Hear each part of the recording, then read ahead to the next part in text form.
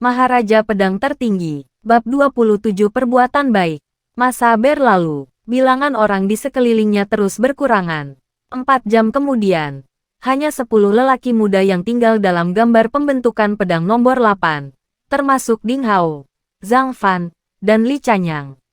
Yang lain sama ada memilih untuk kehilangan pusingan ini karena kesakitan yang tidak tertanggung, atau pengsan mati dan telah dibawa keluar dari formasi. Ding Hao mula merasakan ketegangan. Apabila masa berlalu, tekanan dalam formasi ini juga telah meningkat secara beransur-ansur. Pada masa ini, ia sudah hampir 10 kali ganda daripada permulaan. Zhang Fan jelas melakukan yang terbaik untuk bertahan. Seluruh badannya dipenuhi titisan peluh yang sebesar kacang soya dan ciri-ciri normalnya telah berubah menjadi wajah yang mengerikan karena kesakitan yang amat sangat. Bibirnya hampir hancur dari semua yang menggigit dan aliran darah merah gelap mengalir dari bibirnya ke dadanya. Tapak tangannya ditanam kuat di atas tanah untuk menyokongnya dan seluruh tubuhnya bergegar tidak stabil sambil terus menanggung kesakitan yang tidak terfikirkan. Ding Hao dan Zhang Fan adalah satu-satunya dua daripada 10 peserta yang tinggal yang tidak menggunakan sihir untuk menahan tekanan ini.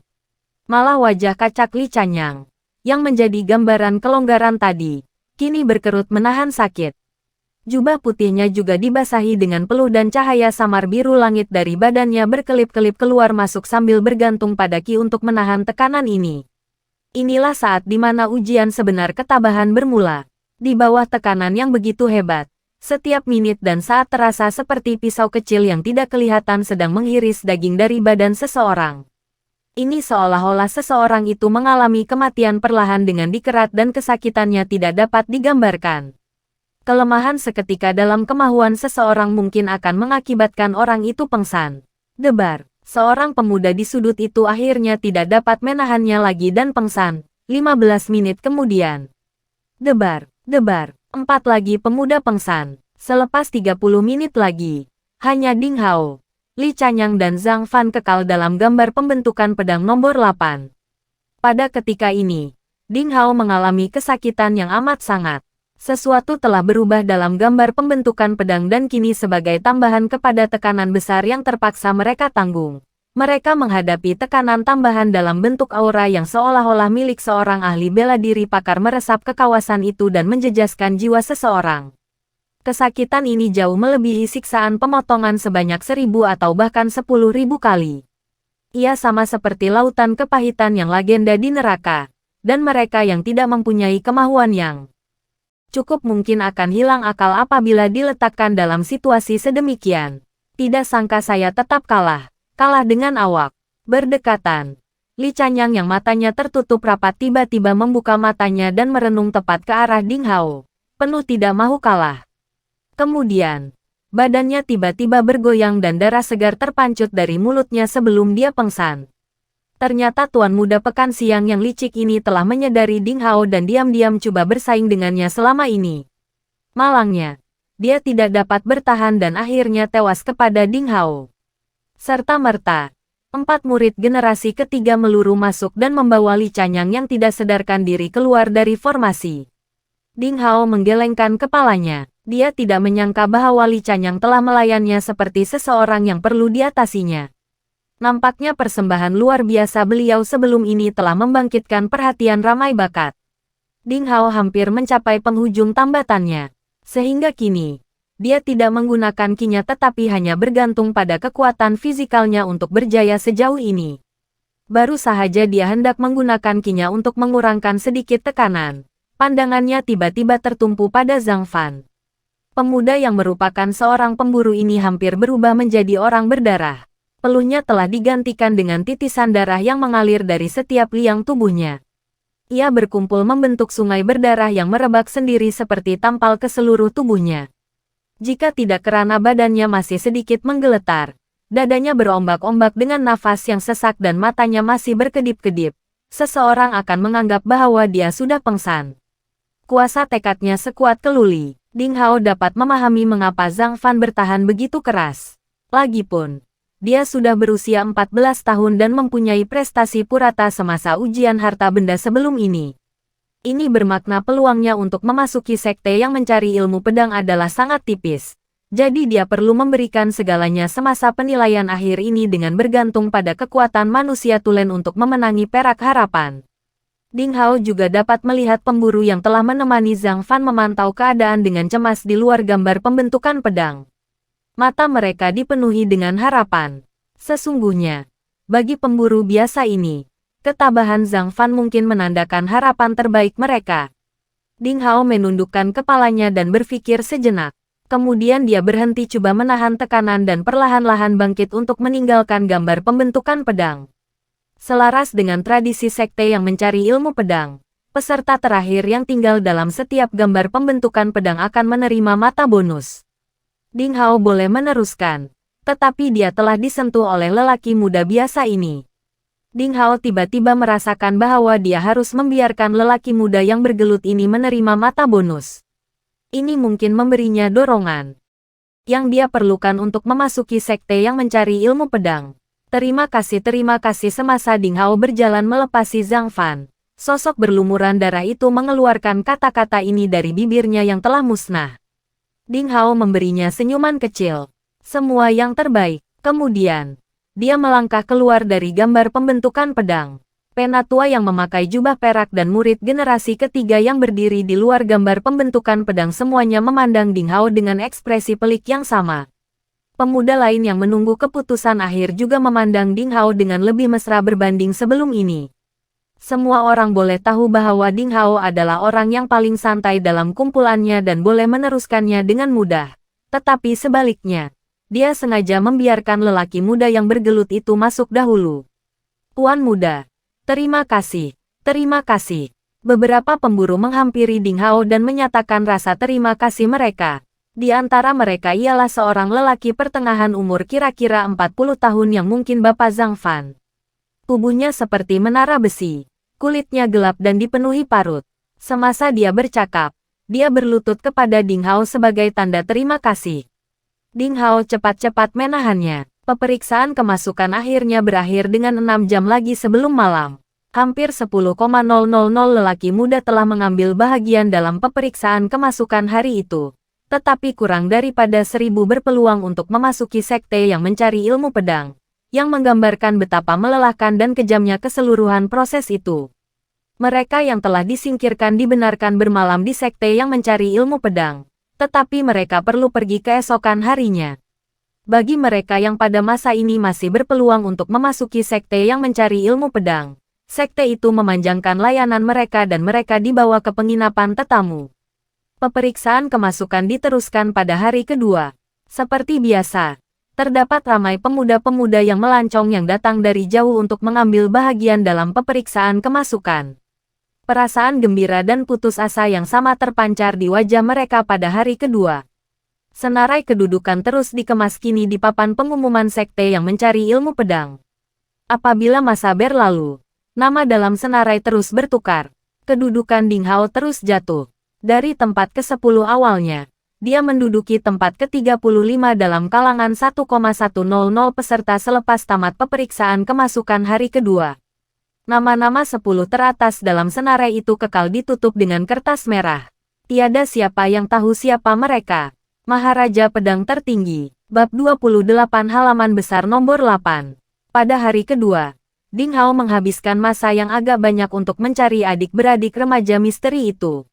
Malangnya, dia tidak pernah melihat Xie Jiyu dan Ding Ding, dan oleh itu dia tidak tahu tentang nasib gadis remaja yang telah begitu menderita.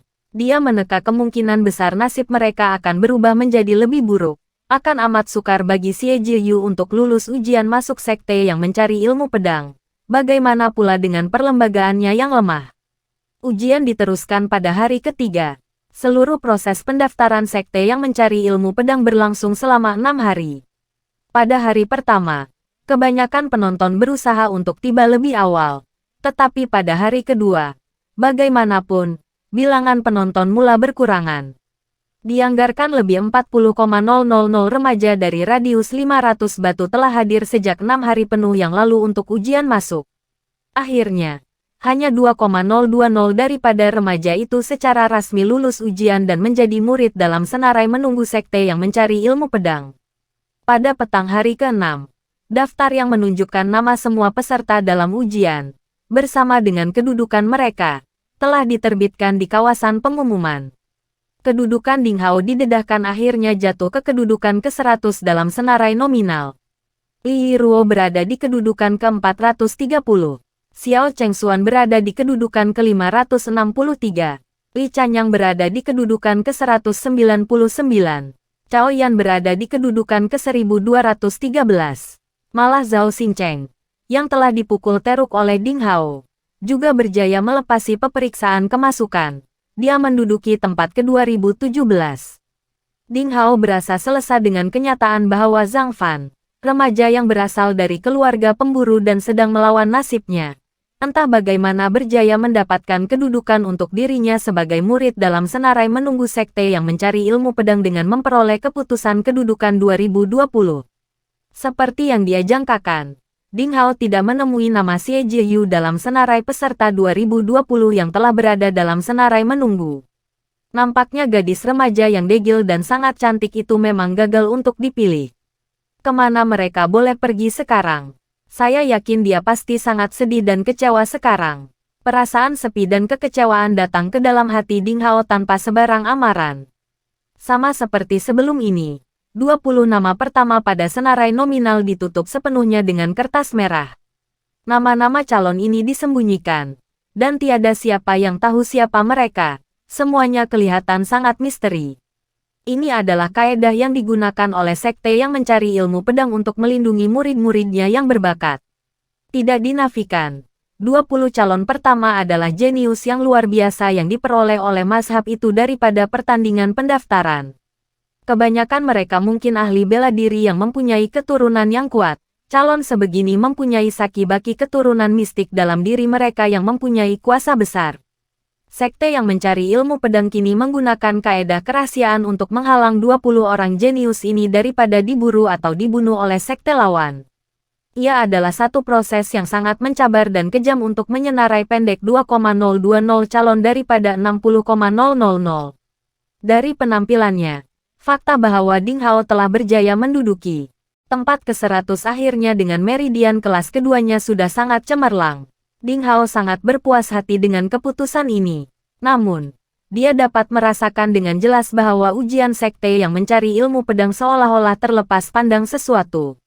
Selepas melalui wilayah pengembaraan di dalam gua, yang membawa kepada perubahan aneh yang berlaku dalam tubuhnya, serta rahasia besar yang terkandung dalam image maya pedang dan pedang, Ding Hao kini mempunyai keyakinan diri bahwa dia sendiri adalah terkejut dengan. Dia tahu bahwa apabila semua potensi yang tersembunyi dalam dirinya dilepaskan, dia pasti tidak akan kalah kepada bakat luar biasa yang berada di kedudukan 20 pertama. Dengan pengumuman keputusan akhir, pintu masuk pergunungan ke sekte pencari ilmu pedang, yang pernah dipenuhi dengan kekecohan, kembali kepada keadaan yang aman. Selain daripada murid-murid yang berada di kedudukan 20 pertama, yang diberi layanan istimewa, setiap 2,000 remaja yang tinggal menerima pakaian, token pinggang dan pedang panjang seorang murid dalam senarai menunggu dari jabatan logistik sekte pencari ilmu pedang. Mereka kemudiannya ditugaskan buat sementara waktu ke quarters tetamu untuk malam itu.